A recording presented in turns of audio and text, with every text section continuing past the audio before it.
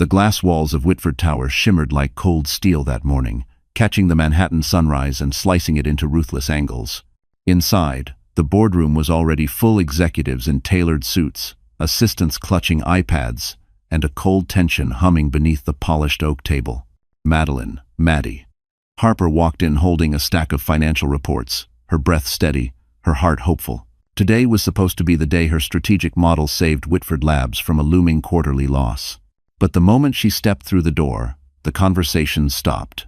Cole Whitford, her husband of 6 years, and the CEO stood at the head of the table in a charcoal suit that looked carved onto his frame. Beside him was a woman Maddie had never seen this close before, but recognized immediately. Sienna Vale, 25. Supermodel. Influencer. The face currently plastered on billboards across Fifth Avenue. Sienna rested a manicured hand on Cole's shoulder as if she owned him. And maybe she did. Maddie's stomach tightened. Something was wrong.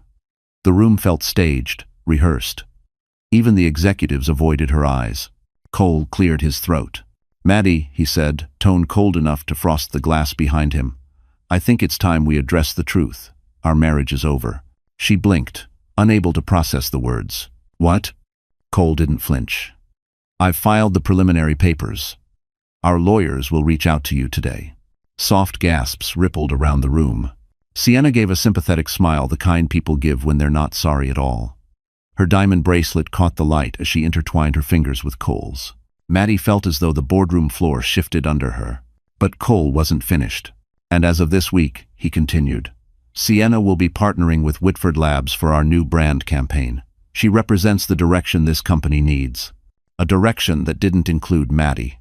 Maddie felt her pulse climbing into her throat. "Cole, can we talk privately?" "No." His tone snapped through the room. "This is the conversation." Her vision blurred. She clutched the edge of the table to steady herself.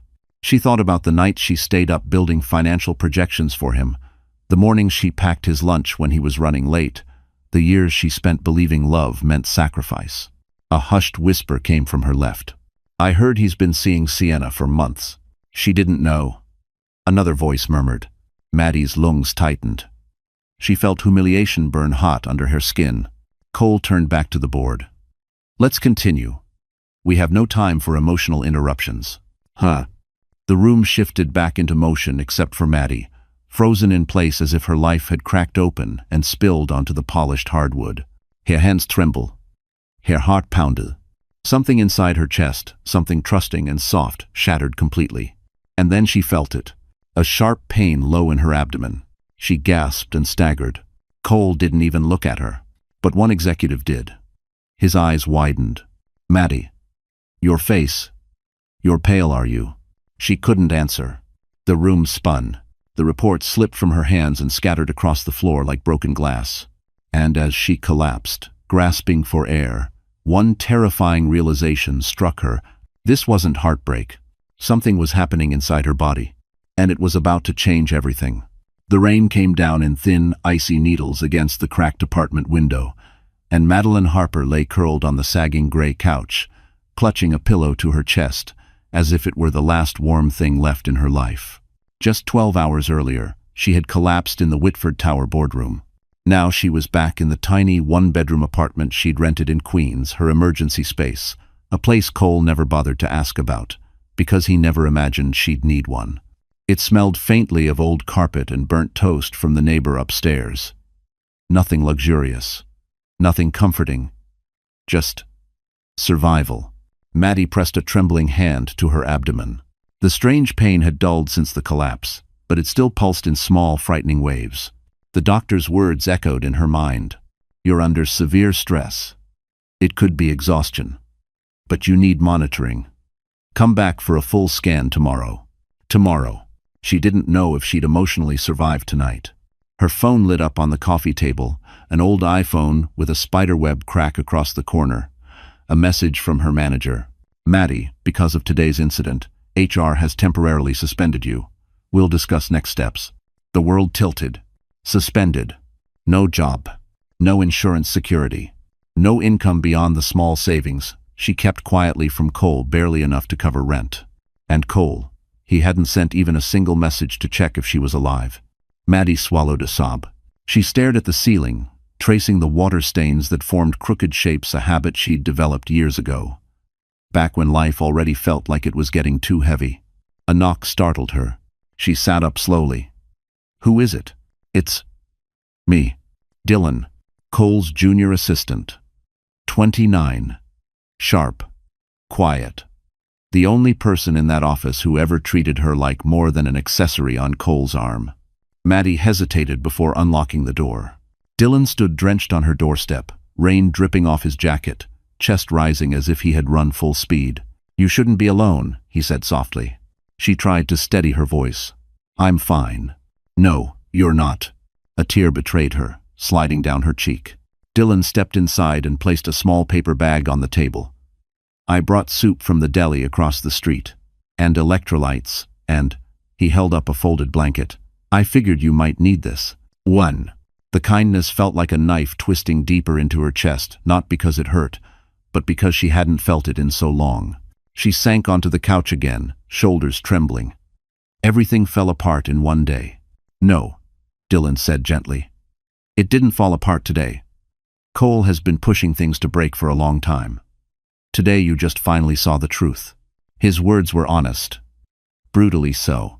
Maddie wiped her eyes, but the tears kept coming. "He humiliated me. In front of everyone. And Sienna, she looked at me like I was some pathetic obstacle." "She's temporary," Dylan muttered before catching himself. "I mean, she's not what she pretends to be. Neither of them are." Something in his tone was off. "Dylan, what do you know?" He froze. Rain pounded the window. The room grew still. "I shouldn't say anything," he whispered. "Not yet. Please." He stared at her for a long moment, jaw clenching, before he reached into his backpack. He pulled out a small silver flash drive and placed it in her palm. "You'll understand everything soon," he said. "About Cole. About Sienna. About why today happened the way it did." Maddie stared at the flash drive as if it were radioactive. "What's on this?" Dylan exhaled shakily. "Evidence," he said. "And if what the doctor suspects is right. And you are pregnant." His voice faltered. "Then this drive might be the only thing that keeps you safe." Her heart stopped. "Pregnant?" Her fingers trembled around the flash drive. But before she could ask anything else, Dylan lowered his voice to a terrified whisper. "Maddie, someone altered your medical records at Whitford Labs." Her breath caught. And it wasn't an accident. The next evening, Manhattan glowed like a crown of gold and glass. Limousines lined the circular driveway of the Plaza Hotel, their headlights slicing through the soft drizzle that coated Fifth Avenue. Inside, the grand ballroom brimmed with royalty of the American corporate world, bankers, tech founders, fashion elites, donors wearing diamonds that cost more than Maddie's annual salary. Orchestra music floated warm and sweet across the chandeliers, hiding the cruelty beneath the glitter. This was the Whitford Labs charity gala, and tonight, Cole Whitford intended to introduce Sienna Vale as his future. Maddie watched the live stream from her Queens apartment, the same sagging couch, the same dim glow from a cheap lamp, but her heart felt heavier tonight. The soup Dylan brought sat untouched beside her, her stomach churned with a mixture of nausea and dread. She hadn't slept, she hadn't eaten, and she hadn't dared open the flash drive yet. On the TV screen, Cole descended the marble staircase with Sienna on his arm. Sienna's dress was a shimmering silver column that hugged her like liquid moonlight. Reporters shouted her name as if she were royalty. Cole looked like a man in love. No, more accurately, a man performing love. With each step, he squeezed her waist just enough for the cameras to catch. She smiled like a woman who had already won. Maddie hugged her knees on the couch, feeling painfully small. "Just 6 years," she whispered. 6 years, and he replaced me in 6 weeks. Oh, but it wasn't 6 weeks. Somewhere deep down, she knew it had been much longer. A reporter asked loudly, "Cole, is it true Maddie Harper had a breakdown in the boardroom yesterday?" Maddie sat straighter, breath caught. Cole adjusted his cufflink with calm arrogance. "Maddie has struggled with emotional issues for a while. I wish her well, but I need stability in my life and in my leadership." The room laughed politely. Sienna rested her head on Cole's shoulder, like an actress hitting her cue. Maddie felt the sting behind her eyes hot, salty, humiliating. Her own husband had weaponized her collapse. She pressed a hand to her mouth, trying to steady her breath, but the ache kept rising, climbing her ribs like a slow-burning fire. Then the second blow came. The host announced, "Ladies and gentlemen, tonight, Whitford Labs also celebrates our new creative ambassador, the stunning Sienna Vale." Hull. The crowd erupted in applause as Sienna stepped forward, blowing kisses. Maddie's hands formed fists. She watched in disbelief as Sienna spoke into the microphone. "Cole and I are building something beautiful professionally and personally." Personally, that word sliced her open. Her phone buzzed. A text from an unknown number. "Don't believe what you're seeing. He's not done with you yet. And what he's planning is worse than you think." Her blood ran cold. Another message followed instantly. "You need to open the flash drive." But she couldn't. Not yet.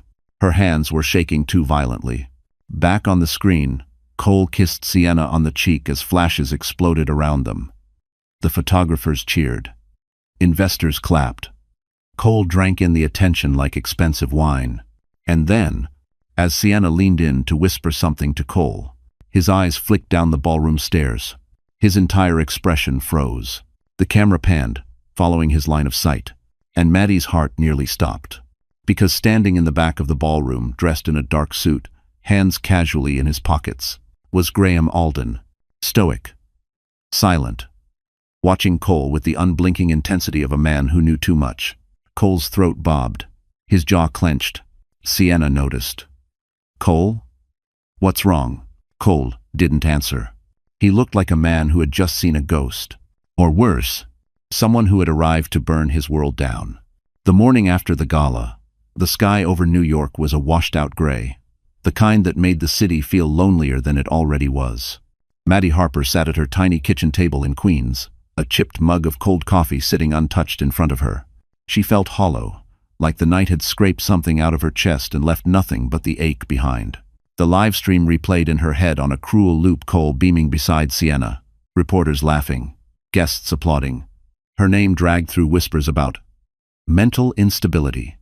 She closed her eyes, trying to breathe through the humiliation, but every inhale trembled. A sharp knock rattled the door. Maddie's heart skipped. No one visited her here. She stood up slowly, each step toward the door fueled by dread. When she opened it, she found a woman in a tailored black coat, hair in a sleek bun, leather briefcase in hand. "Madeline Harper?" the woman asked. "Yes." The woman handed over a stark white envelope. "You've been served." The envelope felt heavier than paper should.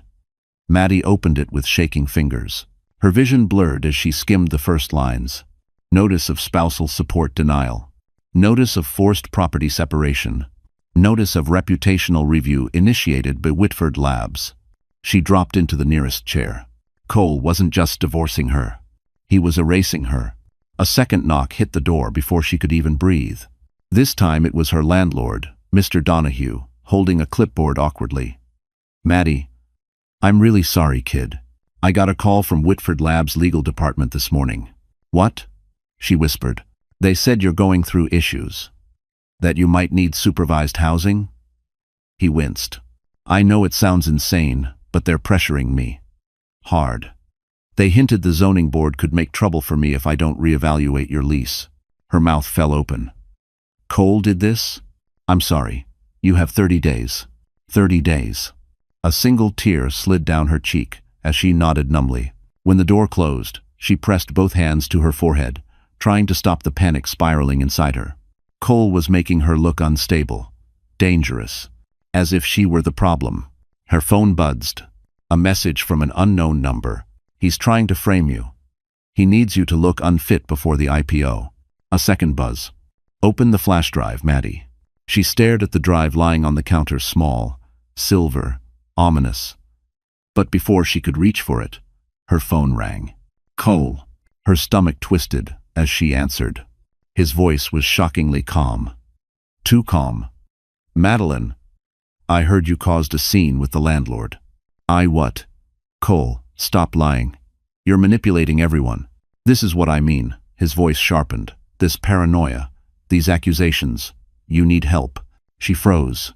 He was flipping the narrative perfectly. He continued. I've spoken to a family court consultant. They agree we should start preparing custody arrangements. Custody? Her chest tightened. Cole, I haven't even— You're pregnant, he said flatly. Her heart stopped.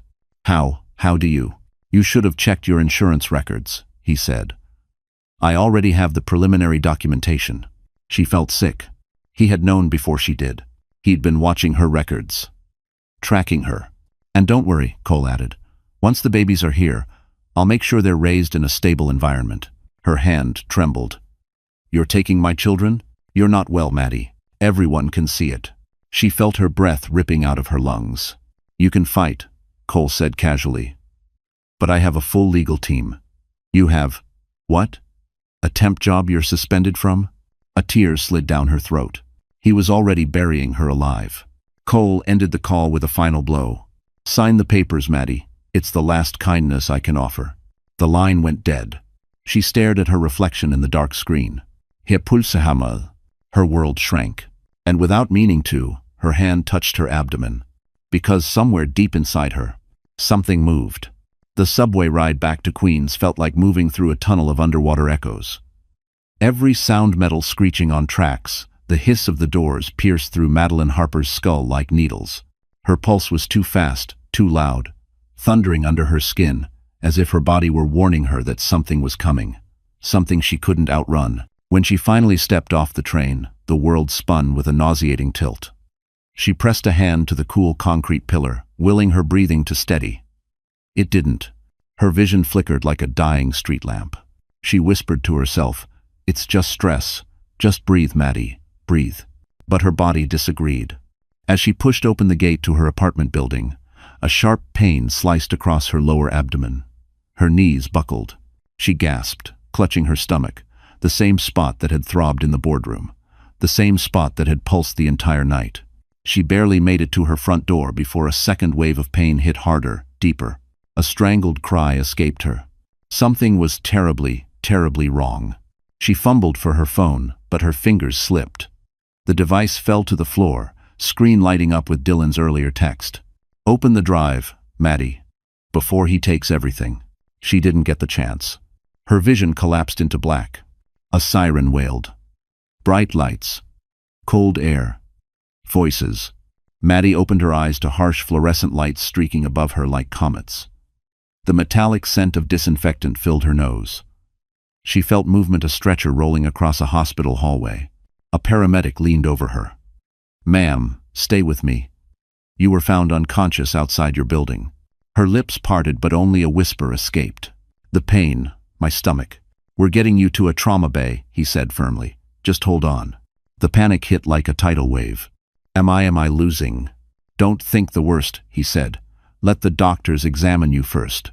But that only made her fear sharper. Inside the ER, chaos blurred around her. Nurses adjusted IV lines. Machines beeped. A doctor in navy scrubs approached, his face etched with concern. "I'm Dr. Lawson. Maddie, you fainted from acute abdominal pain. We need to run a scan immediately." Her throat tightened. "Is it serious?" "Right now. We need clarity." "Any chance you could be—" He stopped, looked at the monitor. Then his eyes widened slightly. "What?" Maddie whispered. "What do you see?" He exhaled, steady but unmistakably startled. "Miss Harper, you're pregnant." The words shattered her. Pregnant. Her mind raced through every argument with Cole, every cold night alone, every moment she thought she was simply exhausted or anxious. But Dr. Lawson wasn't done. "And we aren't seeing one heartbeat," he said gently. "We're seeing two. Twins." Her hand flew to her mouth. She was carrying Cole's children. The doctor continued. "Your hormone levels indicate early but viable development.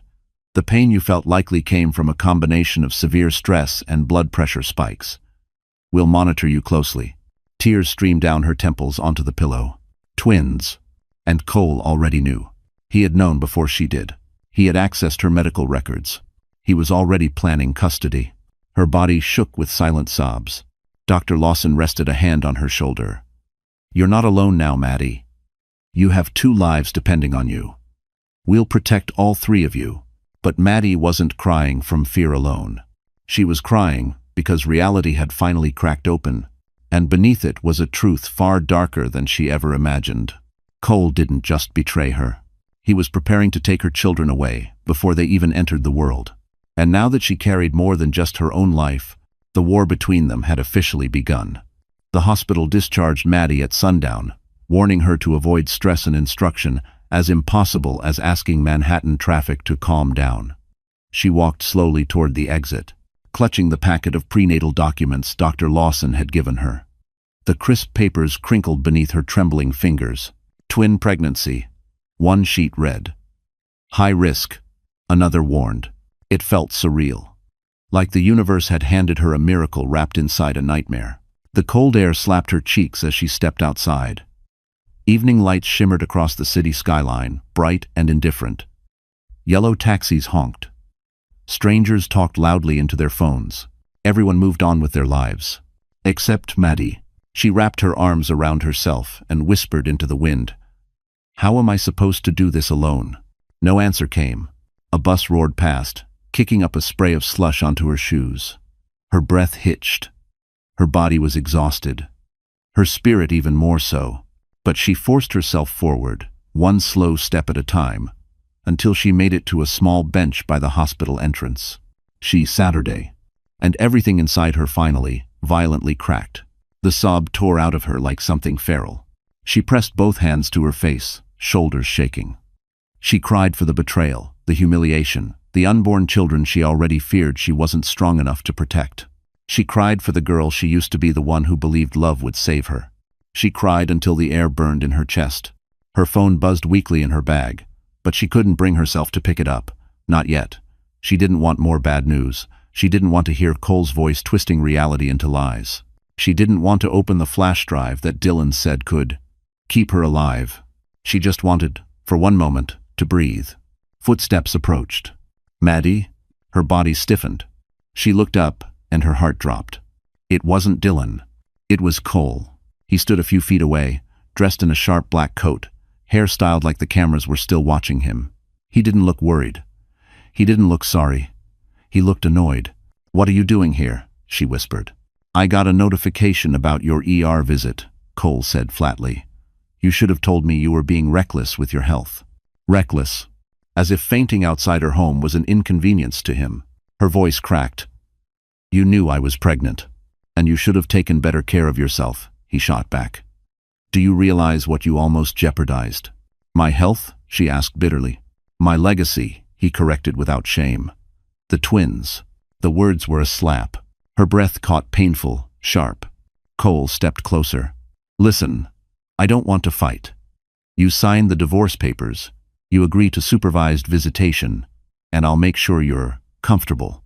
"Supervised?" she whispered. "You think I'm unfit?" "I think you fainted before you even knew you were pregnant." His lips curled. Imagine what a judge would say. She felt the blood drain from her face. He continued, voice low and dangerous. "Your medical records already show signs of instability." "One."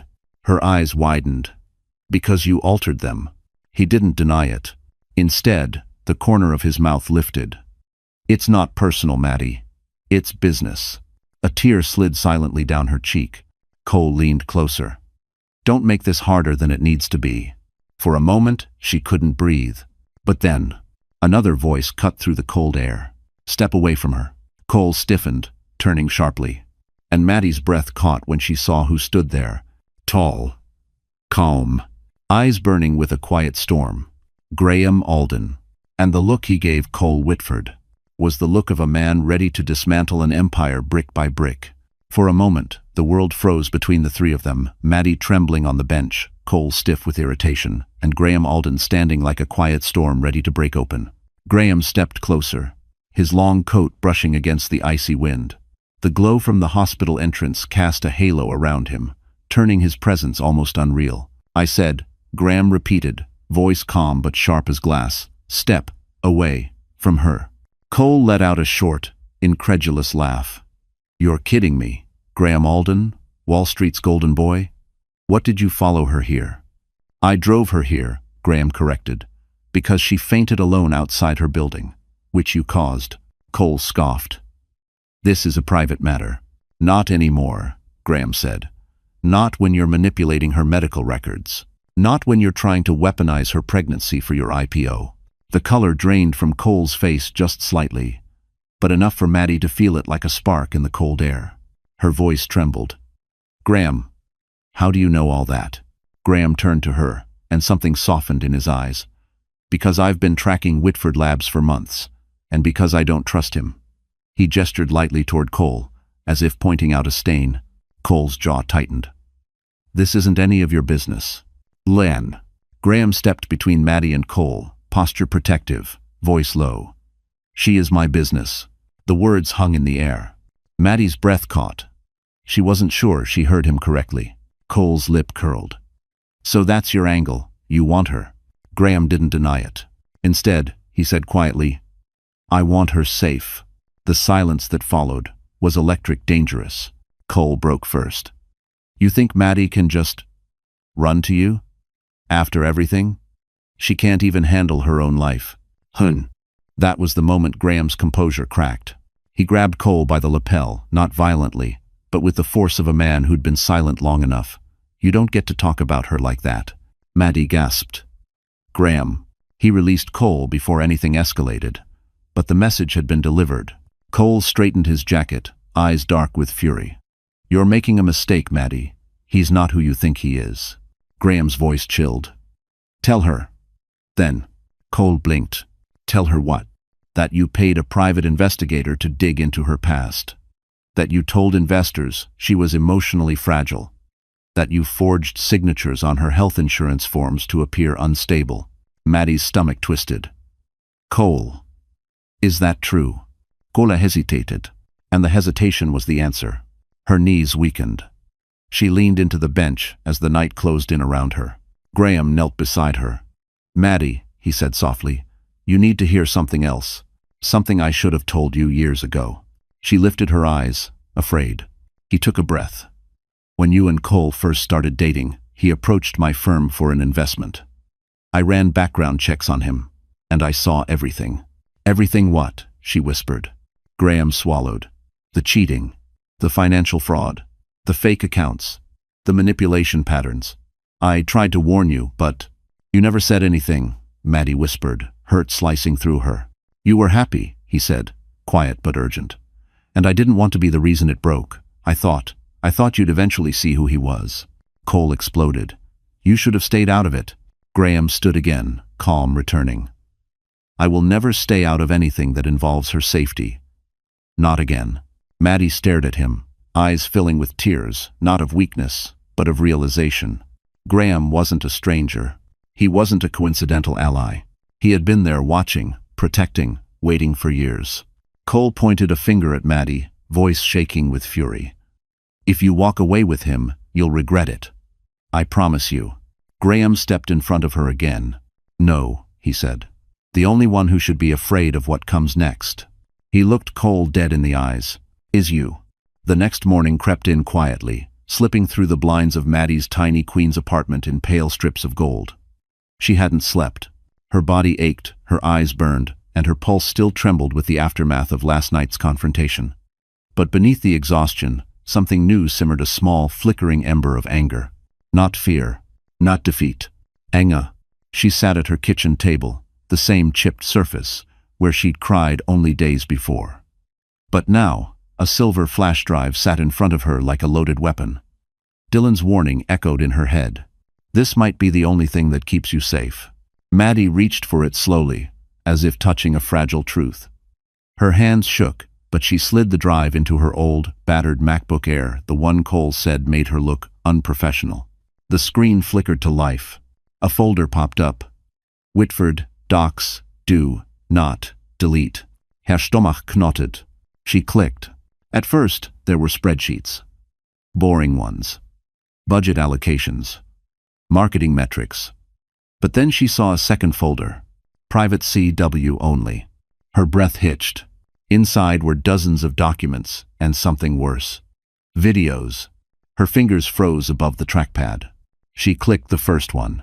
Cole's voice filled the speaker's flat, calculating. She's becoming a liability. Emotional instability will justify removing her from the picture. Sienna agrees the timing is right before the IPO. Maddie's heart slammed against her ribs. Next file. Sienna's voice. Don't worry, baby. Once we announce, everyone will see Maddie for what she is. You'll have full custody. Investors love a clean narrative. Maddie covered her mouth, tears blurring her vision. And then, a forged medical form. Her name, her signature, except it wasn't hers. Cole had checked a box. Patient demonstrates early signs of psychological decline. Her hand shook violently. She had trusted him, loved him, cooked for him, built strategies for his company late into the night. And all that time, Cole had been preparing to destroy her reputation with surgical precision. She opened the final document, a legal draft titled, Custody Strategy Post-Divorce. The first sentence made her blood run cold. Given Madeline Harper's unstable profile, full parental rights should default to Cole Whitford immediately upon birth of the twins. Her breath stopped. Twins. He had written this before he ever told her she was pregnant. The room tilted. She thought she might faint again, but something raw and primal surged inside her, a protective force she didn't know she had. You won't take my children, she whispered, voice cracking. Not anymore. Not ever. A soft vibration rattled the table, her phone lighting up. Dylan. Finally. Someone she could trust. She answered with a whisper. I saw everything. He exhaled shakily. I knew you needed the truth. I'm so sorry you had to see it alone. Why are you helping me? Maddie asked. Cole will fire you, if he finds out. There was a pause. Then, Maddie, he already did. She stiffened. What? He blamed me for a leaked financial file. He fired me yesterday morning. I figured, if I'm already ruined, I might as well help the right person. Her throat closed. Dylan. Thank you. But listen, he continued quickly, voice tight with urgency. Cole's planning something today. Something big. Sienna is pushing him to go public with your instability. You need help. Someone with power. Maddie closed her eyes. One name rose instantly in her mind. Graham. Like a steady hand reaching into the dark. Dylan whispered, call him, before Cole makes his move. Maddie stared at her reflection in the laptop screen, pale, bruised by life, but no longer broken. Something new lived in her eyes now. Something fierce. She picked up her phone and dialed Graham Alden. As the phone rang, a calm washed over her, not weakness, not fear. Resolve. Because for the first time since her world shattered, Madeline Harper was ready to fight. Graham Alden arrived at Madeline Harper's Queen's apartment less than an hour after she called him. He didn't bring bodyguards or assistants or a sleek black Mercedes. He came alone with determination carved into every line of his face. When Maddie opened the door, he didn't wait for explanations. He simply asked, Are you hurt? She shook her head. Then tell me everything. And she did. Every forged document, every recorded conversation, every threat Cole made, every plan he had to strip her of custody before the twins even had a heartbeat strong enough to register. By the time she finished, Graham's jaw was clenched so tight the muscle twitched. He altered your medical records. His voice was ice. That's a felony. And forging your signature, that's another felony. Manipulating company data tied to a pre-IPO valuation, he's begging for prison time. Maddie swallowed. He thinks he's untouchable. Graham stepped closer. Then we will make him touch the ground. Before she could answer, a notification flashed across her phone screen. Whitford Labs press conference. Live stream in 2 minutes. Maddie's stomach twisted. She tapped the link with trembling fingers. The video loaded. Cole stood at a sleek podium in a dark charcoal suit inside the Whitford Labs auditorium. Reporters filled the seats. Flashing cameras lit the room like lightning. Sienna stood beside Cole, wearing a white dress that screamed innocence. Cole adjusted the mic, wearing the same rehearsed sorrow he used when comforting investors. I want to address recent events regarding my estranged wife, Madeline Harper, he began. Maddie felt the blood drain from her face. She has been struggling with overwhelming emotional challenges, Cole continued. The board and I have deep concern for her well-being. Sadly, she has behaved irrationally and endangered herself. Mo. Sienna made a sympathetic face. He's setting you up, Graham muttered. This is the unstable mother narrative. Classic PR manipulation. Cole kept going. For the safety of my family, including my unborn children, I am preparing to request full custody. Our legal and medical teams have agreed this is in the best interest of the twins. The room murmured in shock. Maddie grabbed the couch for balance. He planned this. He planned all of this. Ho. And then, Sienna stepped forward, placing a delicate hand on Cole's chest. I only want peace for the babies, she said sweetly. Maddie needs help, not pressure. Graham snorted. I've met snakes with more sincerity. Cole wasn't finished. As of today, he said. We will begin the legal process to ensure Maddie receives the mental support she needs. Maddie whispered. He's trying to institutionalize me. Graham didn't hesitate. Turn that off. She did. He didn't raise his voice. He didn't pace or panic. Instead, he pulled his phone out and scrolled through contacts until he found the one he wanted. Who are you calling? Maddie asked. A friend at the Chronicle, Graham said. The paper Amara Quint owns. The billionaire heiress? She despises corporate men who abuse women. The call connected instantly. Graham, a smooth voice answered. Tell me why you're calling with a storm in your tone. I have a story for you, Graham said. One involving criminal medical tampering, a forged custody strategy, and a CEO setting up his pregnant wife to look insane. A pause. Then, send everything. Maddie blinked. You're exposing him to the press? Graham shook his head. No, Maddie. We're burning his narrative before it's fully built. He opened his laptop and plugged in the flash drive. For a moment, Maddie couldn't speak. Her throat was too tight, her chest too full, not with fear, but with something she hadn't felt in months. Hope. Graham glanced at her gently. Cole wants war. Let's give him one he's not prepared for. Before she could respond, her phone buzzed again. Another notification. This one not from a reporter. Not from Dylan. Not from Graham. It was from Cole himself. It's over, Maddie. I warned you. By tomorrow, everyone will know what you are. Her hand trembled. But this time, she didn't feel powerless. She looked at Graham. He nodded. Then by tomorrow, he said, everyone will know what he really is. The next morning, New York woke up to freezing rain and breaking news. Not the news Cole Whitford had planned. Not the narrative of the unstable ex-wife he had carefully prepared. Instead, the Chronicle front page. Whitford CEO, accused of medical fraud, custody manipulation, and corporate deception. A photo of Cole, smug, polished, perfect, sat beside screenshots taken directly from the flash drive. The forged medical form.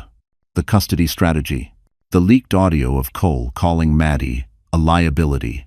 The headline spread like wildfire across every platform. Twitter, Instagram, Yahoo Finance, CNBC scroll bars. By 7:03 a.m., Whitford Labs stock had dropped 11%. By 7:11 a.m., it dropped 18%. By 7:20 a.m., it was in full freefall. And Madeline Harper watched from her couch, one hand on her belly, the other gripping Graham's arm as if needing something solid to keep her grounded. Her heart pounded. Graham, they published everything. That was the point, he said gently. Sunlight is the best disinfectant. Her phone buzzed nonstop, friends, co-workers, strangers, thanking her for speaking out. She hadn't spoken, but she didn't correct them. She wasn't ready. Not yet. The TV blared with breaking commentary. This could be one of the worst PR disasters for a tech CEO in years. If the allegations are true, Whitford Labs may face federal investigation. 1. The pregnant wife at the center of this Madeline Harper may become the most important witness. Maddie covered her mouth, tears welling not from fear this time, but from shock, relief, disbelief. The tide was turning. For the first time in months, she was no longer drowning. But the moment of peace didn't last. Because at 7:34 a.m., someone pounded on her door. Hard. Graham stood instantly, shielding her with his body. Stay behind me. The knocks grew louder. Maddie. Cole's voice roared from the hallway. Open this door right now. Her body froze. Her blood turned to ice. Graham didn't hesitate. He opened the door just 2 inches enough to speak. Not enough for Cole to barge in. Cole's face was feral. Gone was the polished CEO persona. His eyes were bloodshot, hair disheveled, tie crooked. He looked like a man who had lost everything overnight. "You," he growled at Graham. "You did this." Graham stayed calm. "Correction. Your actions did this." "Where is she?" Cole hissed. "Maddie, you think this changes anything? I will get those kids." Maddie flinched. Graham stepped further into the doorway. "You won't get near her again. Legally or otherwise. She is my wife," Cole snapped. "Those are my children." "No," Maddie said quietly, stepping into view. Cole froze. Her voice trembled, but the tremble came from strength, not fear. "We stopped being married the moment you started planning my destruction." "Huh?" He stared at her, confused, furious, unraveling. "How could you?" he rasped. "After everything I did for you, everything you did to me." She corrected. He opened his mouth, but Graham cut him off. "There are reporters outside. Federal investigators already received copies of the files." He smiled subtle, lethal. "Your IPO is gone." Cole's face twisted into something unrecognizable. "You think you've won?" he spat. "This is temporary. I'll recover. I always recover." "One." Maddie stepped closer, eyes fierce despite the tremor in her hands. "You won't recover from who you really are." For the first time, Cole looked scared. Not of prison, not of scandal, but of her. He took a shaky breath and pointed a shaking finger. "This isn't over." Graham closed the door in his face. The lock clicked. Maddie sagged into the wall, tears streaming but not the broken kind. Something warm spread through her chest. Strength. Defiance. A spark of victory. Graham gently touched her shoulder. "Are you okay?" She nodded weakly. "For the first time, I think I might be." He offered a soft, almost reverent smile. "Good. Because this is just the beginning." The building felt too quiet once Cole's shouts faded down the hall, disappearing into the cold morning air. Maddie stood motionless in the center of her tiny living room, arms wrapped around herself as though she needed to physically hold her pieces together. Graham closed the blinds, shutting out the flashing lights of reporters gathering near the street. "They're multiplying," he muttered. The Chronicle story brought the vultures. Maddie lowered herself onto the couch, breath unsteady. "I never wanted this. I never wanted a scandal."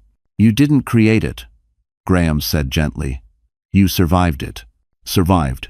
The word stung, because it was true. Graham sat across from her, elbows on his knees, his eyes studying her steady, protective, unreadable.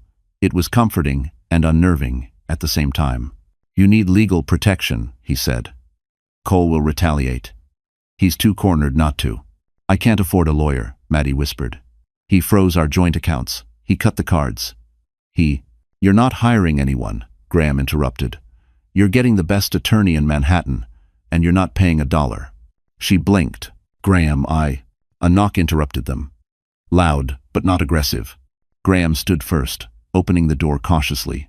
A woman stepped inside, tall and elegant in a navy pantsuit, hair slicked back, energy sharp as a blade. She held a leather case embossed with gold initials. "NC." Maddie's eyes widened. "Nora Chambers?" Even Maddie, the girl who avoided confrontations and legal dramas, knew the name. Nora Chambers was the attorney that billionaires hired when they needed to destroy someone quietly or defend someone publicly with devastating precision. She won cases people called unwinnable. "Maddie." Nora extended a hand. "Graham briefed me." Maddie shook it weakly. "You came here for me?" "I don't make house calls," Nora said simply. "Unless someone is in real danger." That landed heavily. Nora opened her case, sliding documents onto the coffee table. "First, we file a restraining order. Second, we notify the federal investigation team that my client will cooperate. Third," she looked directly at Maddie, "we prepare to dismantle Cole Whitford one piece at a time." Maddie's breath caught. I don't want revenge." Nora's expression softened barely. "This isn't revenge. This is self-defense. A pause. And defense of your twins." The mention of the babies made Maddie's throat tighten. "I don't even know how to protect them." You already are," Nora said. "You exposed the truth." "I didn't," Maddie whispered. Graham. No. Graham cut in. You took the first step when you asked for help. Nora continued flipping through documents. Cole weaponized your medical records. That alone is enough to bury him. But there's more. Mr. King, she nodded toward the flash drive, provided everything we need to build a criminal case. Dylan? Maddie whispered. She hadn't realized how much trouble he risked for her. Oh, he did more than risk his job, Nora said. He risked his life. Cole doesn't react lightly to betrayal. Maddie's stomach twisted. Is Dylan safe? He is now, Nora answered. He's under my protection. It was too much. Too dark. Too dangerous. Maddie pressed her palms to her eyes. I can't believe Cole would go this far. No, Nora corrected. You didn't want to believe. But you knew. The signs were always there. Maddie lowered her hand slowly, meeting Nora's eyes. Why are you helping me? A long pause. Then Nora said something that sent a shiver down Maddie's spine. Because 15 years ago, I was engaged to a man just like Cole. And I promised myself, if I ever saw another woman walking into a trap she didn't set, I'd drag her out.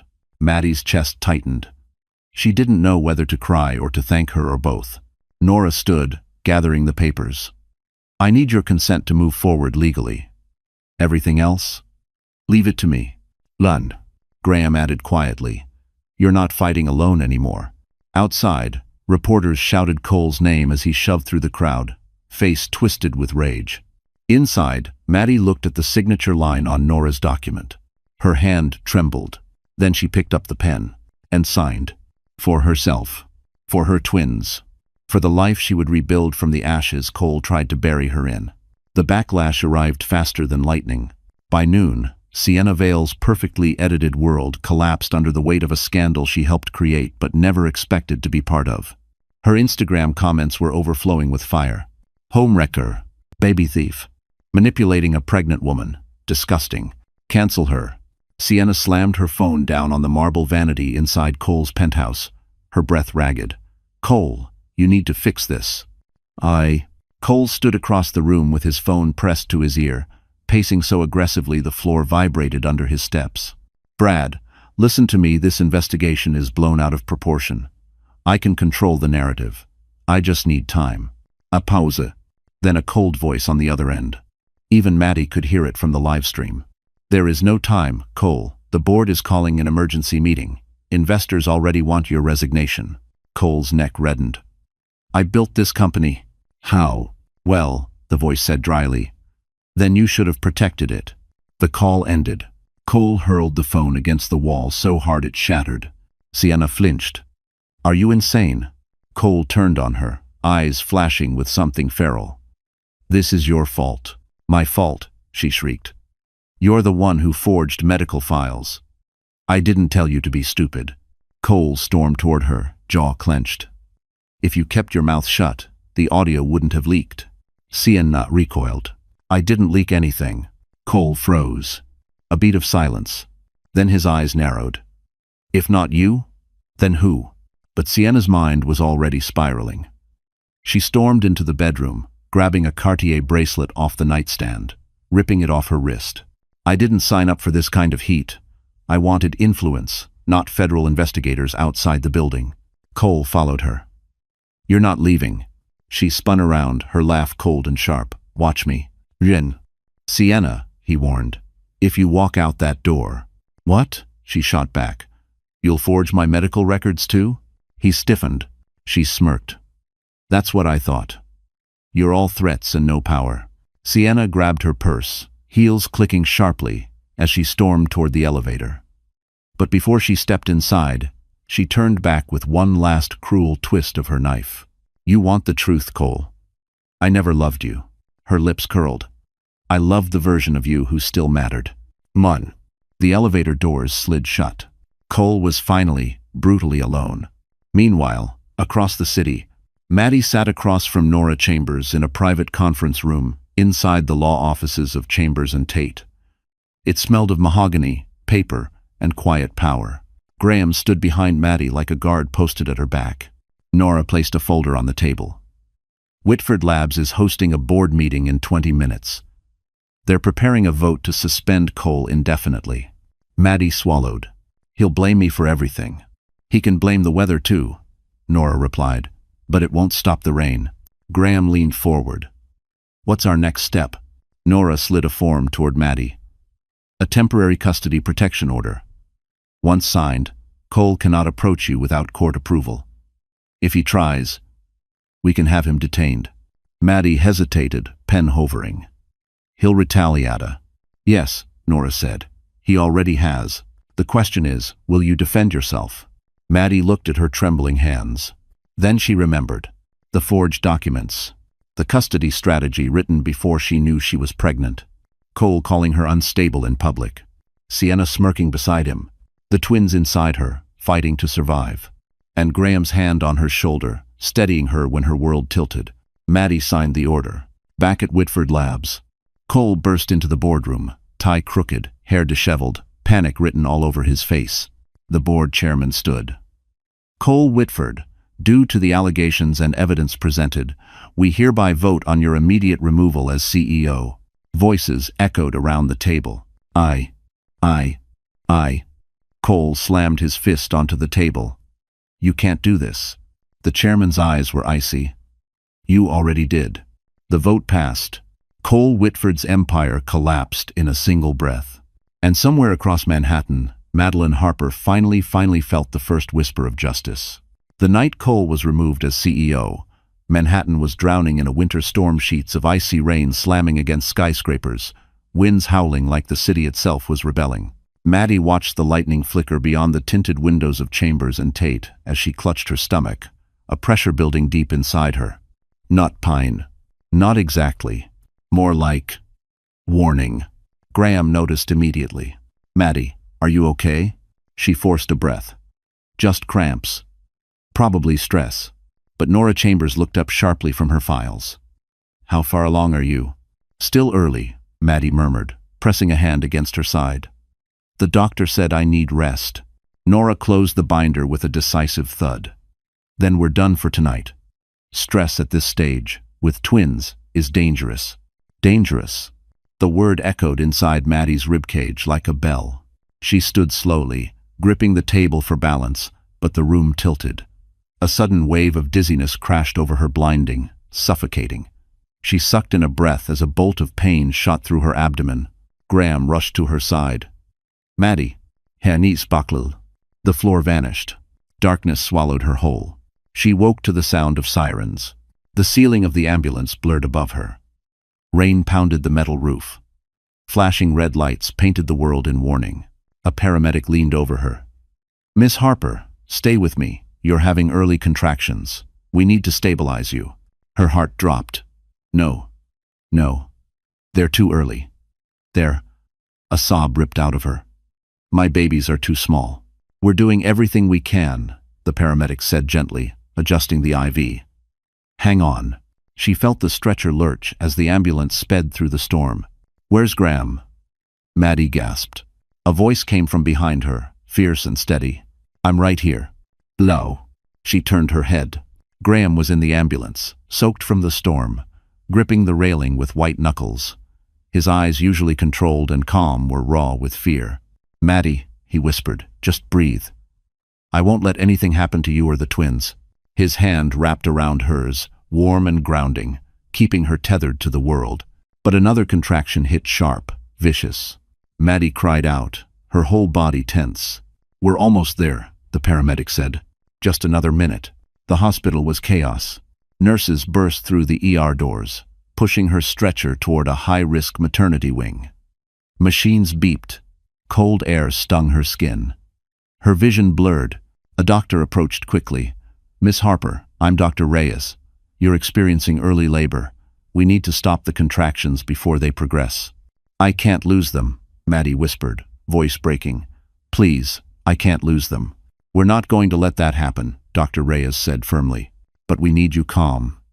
Elevated blood pressure can trigger dangerous complications.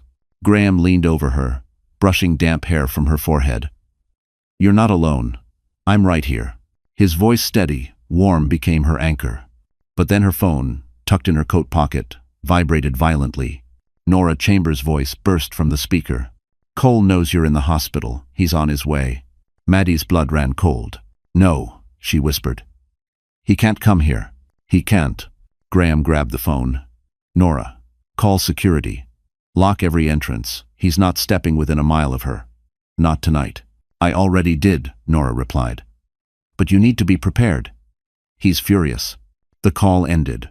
Inside the high-risk labor room, the monitors beeped erratically. Maddie's breath came in shallow gasps. Dr. Reyes injected something into the IV. "This will help stop the contractions." Maddie squeezed her eyes shut, praying, "Please hold on. Please stay with me. Please. Please." Slowly, mercifully, the stabbing pain eased. The contractions dulled. Her heartbeat steadied. Dr. Reyes exhaled deeply. "Good. They're slowing. The babies are responding well." Tears streamed down Maddie's cheeks. Her body sagged with relief. "They're fighters," she whispered. Graham's voice choked. "Just like their mother." But before the relief could settle, security burst into the room. "Mr. Alden," one guard said urgently, "Cole Whitford is in the building." "What?" Maddie's breath caught. The storm outside raged harder. And inside the hospital, a new storm, deadlier, more personal, had just arrived at her door. The storm outside had turned the hospital windows into trembling mirrors, rain hammering against the glass like frantic fingertips. Maddie lay in the high-risk maternity room, sweat dampening her forehead, monitors beeping steadily beside her. Her body ached from the contractions that had nearly stolen her babies before they ever took a breath. Dr. Reyes checked the chart again. "The contractions have slowed, but your blood pressure is unstable. We need to keep you under close watch." Maddie nodded weakly, eyes fluttering. She felt fragile, like a glass ornament someone had dropped and caught at the last possible moment. But she wasn't the only one fighting. The twins were fighting too. Graham stood at her bedside, refusing to sit, refusing to blink for too long. His eyes, normally cool, composed, looked haunted. Every time Maddie's monitor beeped irregularly, his shoulders tightened. Then the door burst open. A security guard rushed in. "Mr. Alden, the subject has reached the maternity floor." Maddie's stomach dropped. No, he can't be here. He can't." Graham moved instantly, his calm evaporating. "Maddie, I'll handle him. You stay with the doctor. Do not get out of this bed." "What if he gets in?" she whispered. Graham cupped her cheek, voice low but fierce. "I won't let him, not tonight. Not ever again." He stepped out of the room with the guard, shutting the door behind him. The hallway exploded with shouting. Cole's voice, sharp, furious, echoed against the sterile walls. "I have a right to see her. Those are my children." Graham's voice thundered back, steady and cold as winter steel. "You lost every right the moment you tried to destroy her." Maddie's heart pounded. Her hand slipped instinctively to her abdomen. Stay calm. But the stress made a sharp ache curl across her belly, and she sucked in a breath. Dr. Reyes noticed immediately. "Maddie, I need you relaxed." Relaxed, while the father of her children tried to break into her hospital room. The shouting outside intensified. Cole barked, "Move, or I swear." "You swear what?" Graham snapped. "Threaten security? Threaten her again? The restraining order is active. Step 1 foot closer, and you're going to jail tonight." I want my children," Cole roared. "No," Graham said, voice like a blade. "You want a headlines, saving photo. You want control, but you don't get control here." Silence. A tense, vibrating silence. Then Cole's voice, low, venomous, hissed. "You think she'll choose you?" "She already did," Graham answered. Maddie gasped. Tears welled in her eyes, not from pain, not from fear, but from something deeper. Something she hadn't let herself feel in years. Someone choosing her, protecting her. Not because they wanted something, but because they cared. Dr. Reyes touched her shoulder gently. "You're safe. Focus on that." But suddenly, Maddie felt a warm rush, a terrifying one. Her breath hitched. "Doctor, something's wrong." Dr. Reyes lifted the blanket, her expression shifting instantly. Her water broke. "She's going into full labor." "No, not now," Maddie cried, panic rising. "It's too early. We're past the danger window," Dr. Reyes said firmly. "The babies are coming. Right now." Nurses rushed in, prepping the room, adjusting monitors. pulling equipment into place. The room exploded into controlled chaos. Another contraction hit intense, crushing. Maddie screamed. "Stay with me," Dr. Reyes urged. "Deep breaths, your babies need you strong." The door opened just enough for Graham to slip inside, breath ragged, eyes blazing. He went straight to her side, taking her hand. "I'm here. I'm not leaving," she sobbed. "Cole?" "Removed by security," he said softly. "He's gone." Another contraction tore through her. She cried into Graham's shoulder. And then, a wail. Small, fragile, perfect. The first twin arrived. Seconds later, another cry. The second. Tears poured down Maddie's cheeks. "They're here," she whispered. "Graham. They're here." He leaned his forehead against hers, voice breaking for the first time. "You did it, Maddie. You saved them." Outside, lightning cracked across the sky. Inside, for the first time in months, the storm finally began to break. The maternity room glowed with a soft golden haze, the storm outside finally thinning into a gentle drizzle. 2 newborn cries echoed faintly through the quiet hallways, each sound fragile yet fierce tiny warriors announcing their place in the world. Maddie lay propped against her pillows, exhausted but glowing in a way she hadn't felt in years. Her twins, 2 impossibly small bundles wrapped in pale blue blankets, rested near her chest. A boy and a girl. Her entire universe, finally real. Graham stood beside her, awe softening every line of his face. "They're perfect," he whispered, voice cracking. "Absolutely perfect." Maddie smiled weakly. "They're fighters. They survived everything." He brushed his thumb across her knuckles, reverent. "Just like their mother." But peace never lasted long where Cole Whitford was involved, because only minutes later, the door slammed open. Security scrambled in, followed by the head of hospital administration, and behind them, Cole, hair wet from the rain, eyes wild, suit wrinkled as if he'd been sleeping in it or not sleeping at all. The moment he saw the babies, he inhaled sharply, chest heaving. "Move," he growled. "I need to see my children." Graham stepped in front of the hospital bed instantly. "You're violating the restraining order." Cole sneered. "I don't care. Those are my kids. And I'm not letting her corrupt them." Maddie felt her heartbeat spike. Not from fear this time, but from rage. Dr. Reyes rushed between them, voice stern. "Mr. Whitford, step back. This is a sterile environment." "I don't give a damn about your rules," Cole shouted. "You think she's capable of being a mother? She collapses. She breaks down. She survived you," Graham cut in. "That alone proves she's 10 times stronger than you ever will be." "No." Cole lunged forward, but security blocked him. Maddie finally found her voice. "Cole," she said softly. He froze. Not because he respected her, but because he expected her to beg. "She didn't. You lost the right to be in this room the moment you tried to erase me," she whispered. "The moment you forged my records. The moment you plotted to steal my children." His breath hitched, fury bubbling under his skin. "Everything I did was to protect my reputation." "Exactly," she said, eyes steady. "Not to protect them." The truth hit him harder than a slap. The hospital administrator stepped forward. "Mr. Whitford, per the restraining order and threats documented by security, you are forbidden from approaching Miss Harper or the infants." Cole blinked rapidly. "You can't do this. I'm their father. I deserve to hold them." Maddie's voice cracked, but not with weakness. "You don't get to hold what you tried to destroy." Cole looked at her like she'd stabbed him. Security moved in. "Sir, you need to leave." "For how long?" he demanded bitterly. The administrator didn't blink. "Until the court decides otherwise. That could take months. Then months it will be." Cole's jaw trembled not with grief, but with ego imploding on itself. He looked at Maddie, then Graham, his face twisted and pale. "This isn't over," he hissed. "You think you've won? You think you're safe?" Graham stepped forward, voice low and lethal. "Say one more word, and the next place you see won't be a hospital, it'll be a courtroom." Security escorted Cole out, his shouts echoing down the hallway like a man losing everything he thought he owned. When the door finally shut, the room fell quiet again, beautifully, blessedly quiet.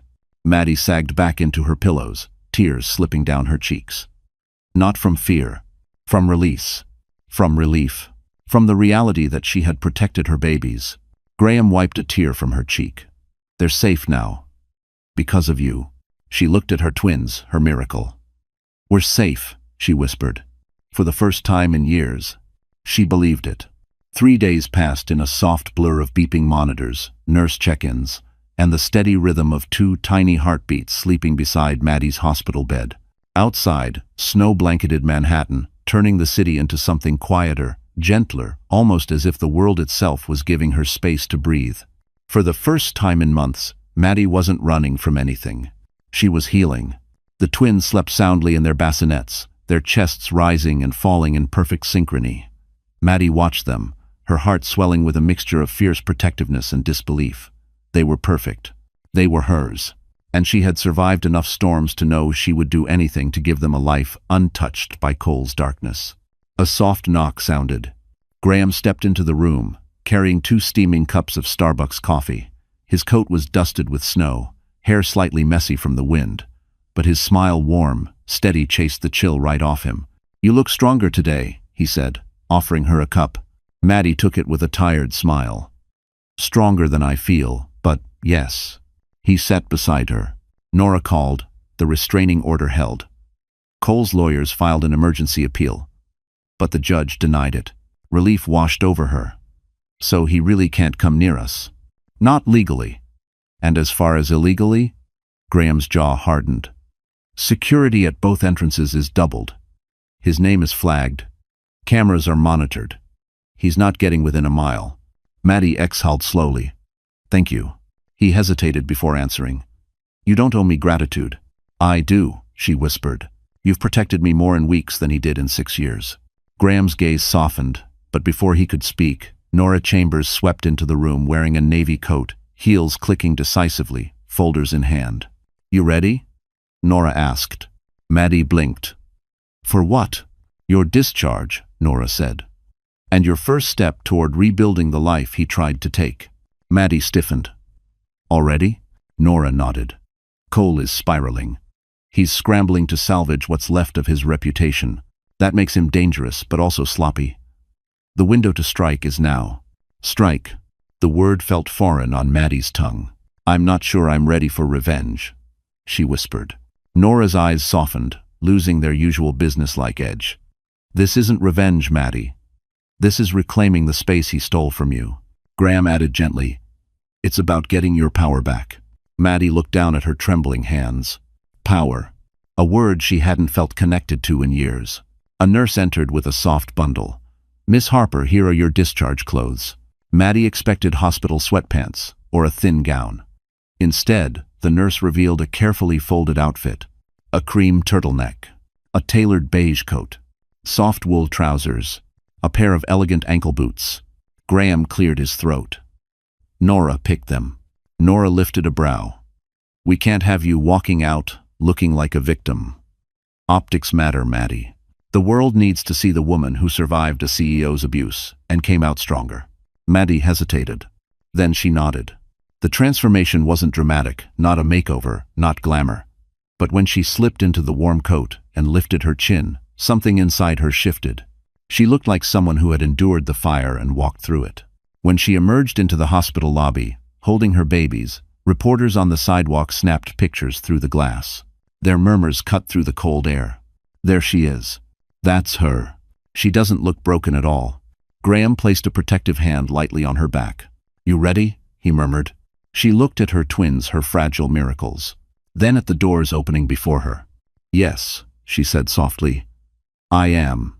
Because the woman walking out of that hospital was not Madeline Harper, the victim of Cole Whitford. She was Maddie Harper, mother of twins. And she was done being afraid. Snow dusted the sidewalks of Park Avenue as Maddie stepped out of the black SUV, bundled in her beige coat, twins nestled safely in their carriers, and a newfound steadiness in her stride. She looked nothing like the woman who collapsed in a boardroom, nothing like the wife blindsided by betrayal. Today, she looked composed, quietly powerful. Graham was waiting for her in front of the towering Alden Capitol building, his breath visible in the winter air.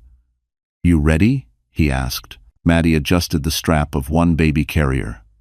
I don't know if anyone is ever ready for life after everything. He smiled gently.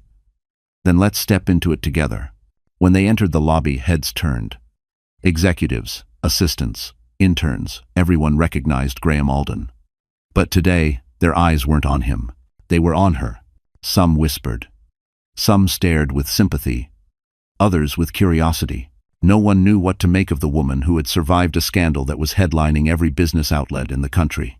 The elevator doors slid open, and the mirrored walls reflected her new image, calm, confident, understated but undeniably present. The twins slept soundly, unaware that their mother was walking into the next chapter of her life. When the elevator opened onto the 38th floor, Maddie stepped into a wide conference room with floor-to-ceiling windows overlooking Manhattan. The skyline stretched endlessly, glittering under the winter Sunday. "This is where we begin," Graham said, guiding her inside. She glanced at the long table filled with folders, laptops, and a chrome Mont Blanc pen placed intentionally at the head seat. "I'm not sure I belong at that table," she said. Graham chuckled softly. "You belong at the head of it." Before she could respond, a woman entered mid-40 seconds, stylish, confident. "Maddie," she said warmly, extending a hand. "I'm Elise Morgan, Director of Strategic Planning. Graham's told us about your analytical models. We're impressed." "Impressed?" Maddie blinked. "By what?" Elise opened a folder and slid it toward her. "Your risk assessment framework for Whitford Labs. Before the scandal. The one Cole ignored." Maddie swallowed. "He said it was too conservative. He said that because he didn't want the truth," Elise replied. "Your model predicted the financial instability caused by his expansion plan. If he'd followed it, none of the collapse would have happened." Maddie stared at the page, her page covered in notes and highlights. Graham spoke softly behind her. "You saved a company that refused to listen. Maybe now you can help build one that will." She looked up at him, shocked. "You want to hire me?" "No," Graham said. "I want to partner with you." Her breath caught. Elise chimed in. "We want you as a strategic consultant for the Alden Foundation and Alden Capital. Flexible hours, work from home, full protection, and compensation that reflects your talent." Maddie's eyes watered. "But why me? After everything?" Graham sank into the chair beside her. "Because what happened to you wasn't weakness. It was survival. And surviving with integrity in this world? That's power." Tears slipped down her cheeks, quiet, grateful. "You're giving me a future," she whispered. "No," Graham corrected. "You're taking one." A knock sounded at the door. Nora Chambers entered, carrying a stack of documents. "I thought you should see this." She set a printed article on the table. Business Insider. Alden Capital hints at new strategic division, led by whistleblower analyst Madeline Harper. Maddie stared at her name. Her name. Not tied to a scandal. Not tied to Cole. Her own name. Her own identity. Nora smirked. "The world is already watching your next move." Maddie picked up the Mont Blanc pen, fingers trembling. Then she signed the consulting contract. Graham exhaled softly, a trace of pride in his eyes. "Welcome to the comeback," he murmured. A comeback she never thought she'd live to see. The downfall of Cole Whitford didn't happen quietly. It didn't happen politely. It happened the way all collapses of powerful men do: loud, public, messy, and devastating. 2 days after the board removed him as CEO, reporters camped outside his penthouse like vultures circling a wounded animal. The once pristine building on Fifth Avenue, home to celebrities and hedge fund kings, was now a frenzy of flashing lights and microphones. Sienna Vale pulled her Louis Vuitton duffel across the marble floor with a scowl carved into her perfect face. "I'm not doing this," she snapped.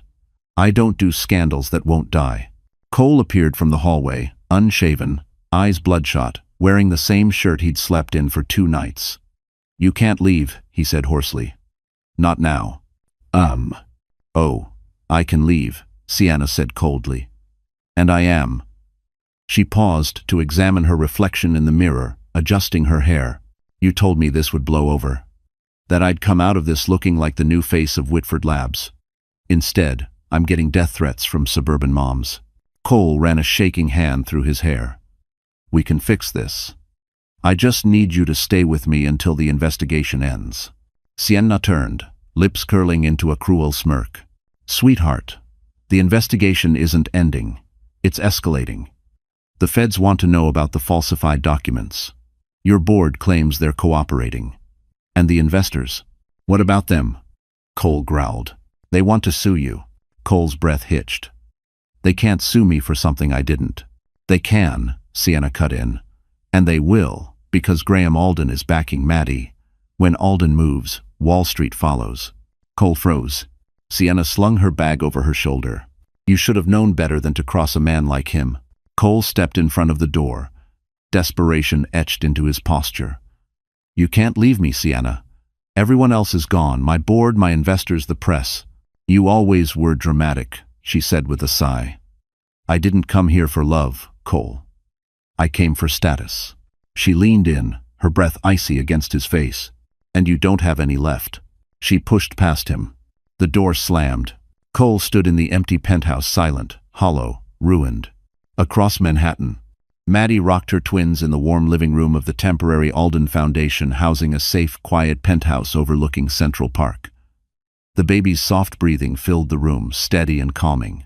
She didn't know about the chaos happening in Cole's world. She didn't need to. Her entire focus was on the two tiny miracles in her arms. The door opened softly. Graham stepped inside, carrying a stack of folders. They're asleep? Maddie nodded, smiling with the kind of tired joy that only new mothers understand. Like angels. I have news, Graham said. Big news. Her stomach tightened. About Cole? Partly. He sat beside her. But mostly about you. He handed her a folder. Inside were dozens of headlines, printed neatly.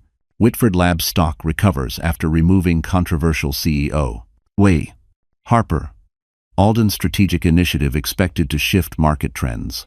Investors praise Madeline Harper for bravery in whistleblowing scandal. Maddie stared at her name highlighted in bold. This can't be real. It's very real, Graham said. And it's just the beginning. She swallowed. And Cole? Graham's expression darkened. Sienna left him.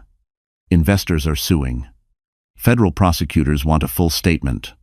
From you. Her breath hitched. I'm scared. 1. That's normal, Graham said softly.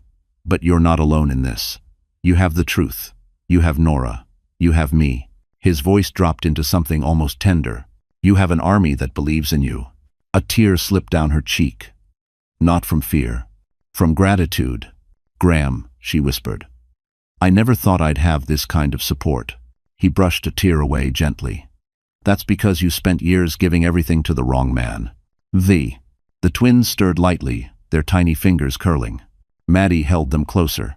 And for the first time, she felt it. The shift in power. The turning of the tide. The undeniable truth. This time, she wasn't the one falling apart. Someone else was. Someone who once believed she was powerless. And now? Cole Whitford's world was collapsing, while Maddie Harper's was rising. The night of the Alden Foundation Winter Gala arrived with the kind of icy elegance only Manhattan in December could create. Snowflakes drifted down like slow-burning stars as black cars rolled up to the entrance of the Ritz-Carlton, their polished surfaces reflecting the glittering skyline. Inside, the ballroom glowed under chandeliers shaped like frozen waterfalls, the room filled with CEOs, philanthropists, hedge fund giants, and the media elite. And tonight, they weren't here for Cole. They weren't here for Whitford Labs. They were here. For her. Madeline Harper. Graham stood beside her in the private anteroom just off the ballroom. He wore a charcoal tux, fitted perfectly to his broad frame. But he didn't outshine her. No one could. Maddie looked breathtaking. Her cream silk gown draped elegantly over her curves. Her hair swept into a soft, regal updo. A subtle diamond pendant rested against her collarbone, simple, dignified, nothing flashy. She didn't need spectacle. She was the story. You ready? Graham asked softly, adjusting a small clasp on her gown. Maddie took a long, steady breath. I'm nervous. Nervous is good, he said. It means you care. But scared? He brushed a loose strand of hair from her cheek. You don't have to be scared anymore. She smiled faintly. Not when you say it like that. A knock sounded. Elise stepped in with a clipboard. They're starting the tribute video in 3 minutes. Maddie stiffened. Are you sure about this? Showing. All of it? Graham nodded. This isn't revenge, it's truth. Elise added, and truth is why every major investor and donor is here tonight. Maddie didn't know whether to cry or breathe. She straightened her shoulders. Okay, let's do it. Graham offered his arm, and she took it. Together, they stepped into the ballroom. Heads turned instantly. Gasps echoed. Phones tilted up, capturing every step she took. Graham leaned slightly toward her. They're not staring because of what happened to you. They're staring because you walked through fire and came out glowing. When they reached the stage, the lights dimmed. The screen behind them flickered to life. A soft piano began to play. And then her story unfolded. Not the tabloid version. Not Cole's narrative. Not the whispered gossip. The truth. The video opened with photos of Maddie as a financial analyst, building her career, shaping models that saved companies, not destroy them. Then images of the scandal, her collapse in the boardroom, Cole flaunting Sienna like a shiny new prize, the headlines accusing her of instability. But then came the reversal. Screenshots from the Chronicle, evidence of the forged documents, audio of Cole's manipulation. Gasps filled the room. A woman in the front row covered her mouth. A hedge fund CEO shook his head in disgust. Someone whispered, "I can't believe he did that to his pregnant wife."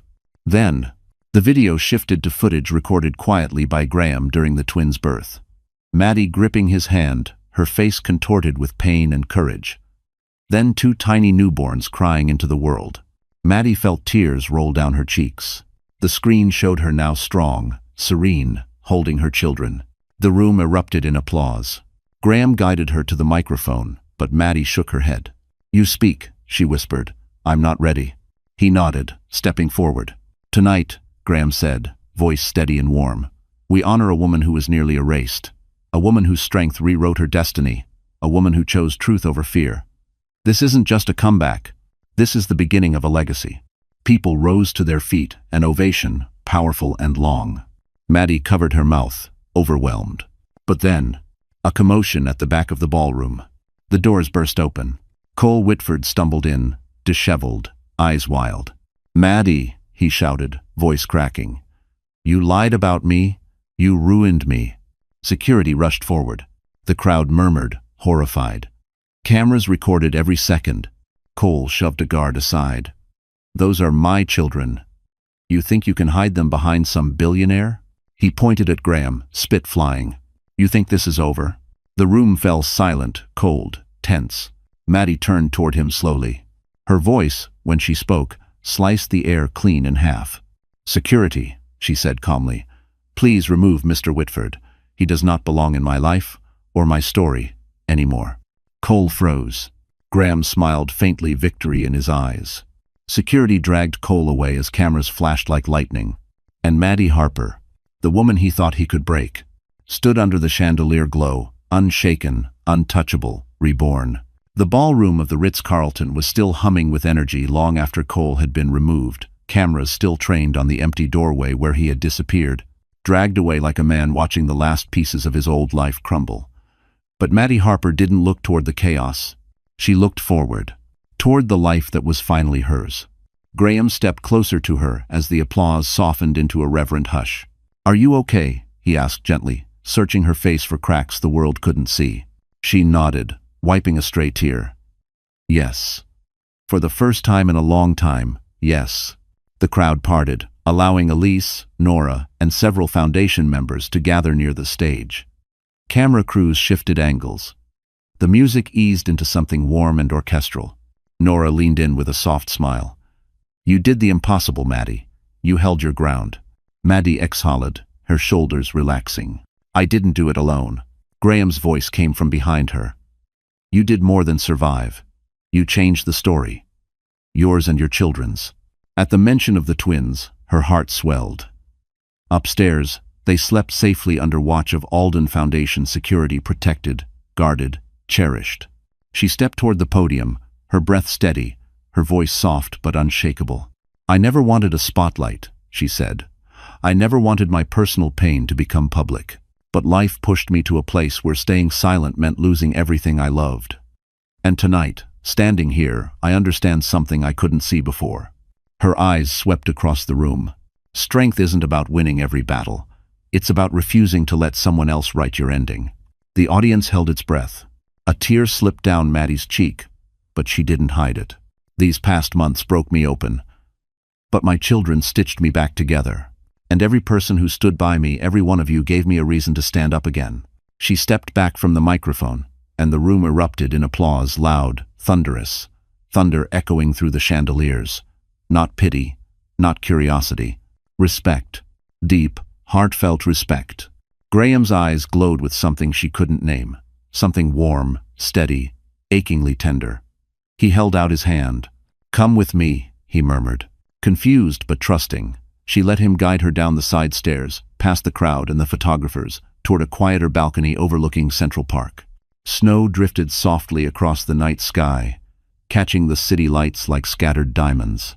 The wind nipped at her hair. She shivered, and Graham slipped off his jacket, placing it gently over her shoulders.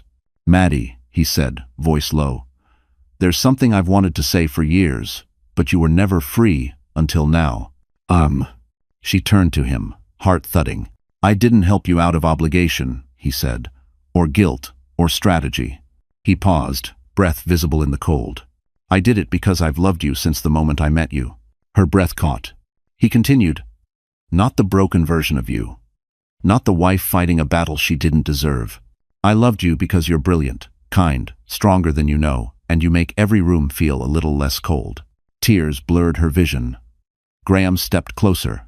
"You don't have to answer anything tonight," he whispered, "but I need you to know my heart is yours, if you'll have it." A soft cry came from behind them, a familiar, tiny cry. The twins. The nanny stepped forward from inside the ballroom doorway, holding the babies bundled in soft blankets. "They woke up," she whispered, smiling. Maddie took them gently, one in each arm, and when she lifted her gaze, Graham was looking at her the way no one ever had. Not as someone to own, not as someone to break, but as someone worthy of eternity. In that moment, Maddie finally understood. This wasn't the end of her story. It was the beginning of her real life. Graham took her free hand. "Maddie Harper," he said softly, "let me spend the rest of my life protecting you, loving you, and loving them." A single snowflake landed on her cheek. She smiled through tears. "Yes," she whispered. 1,000 times yes." Behind them, the city glowed brighter. Ahead of them, a new life opened, safe, warm, and finally hers. And just like that, our story comes to an end. But you, my wonderful friends, you're still here with me, aren't you? If you're watching until this final moment, then something in Maddie's journey touched your heart in its own quiet way. Maybe her strength reminded you of your own. Maybe her pain felt familiar. Maybe her healing lit a small light inside you. The Stoics used to say, "The obstacle is the way." Marcus Aurelius wrote, "You have power over your mind, not outside events." Maddie's story is proof. Life can break us, betray us, shake every bone in our spirit, but we choose how the story ends. We choose whether we stay down or rise again with a wiser, stronger heart. So as we close this chapter, I want you to remember, you, too, can walk away from what hurts you. You, too, can rebuild. You, too, deserve a life that feels safe, warm, and yours. If this story touched you, please like the video, share it with someone who needs hope, and subscribe to our channel. Your support helps these stories reach more hearts, maybe the ones hurting in silence right now. Thank you for being here. Truly,